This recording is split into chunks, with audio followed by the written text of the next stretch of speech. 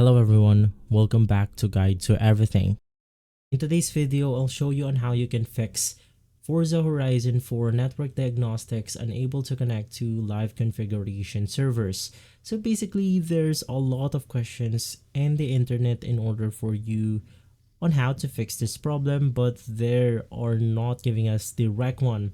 Basically, it is extremely simple. All you have to do is to go ahead and navigate through the Forza Horizon game. From there, you then want to log out of your Xbox account, log it back in, restore the application, and from there, this will then go ahead and help you fix the problem.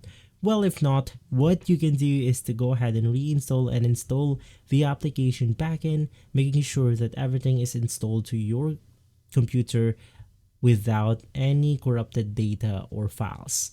And so those are the ways. Once again, you could try to log out of the application itself, not on the Xbox application right here. You want to open up Forza Horizon, log out your account, log it back in, restart the application, and then you should be good to go. If this video has been helpful, leave a like, subscribe, and follow Guide to Everything for more videos like this. Thanks for watching.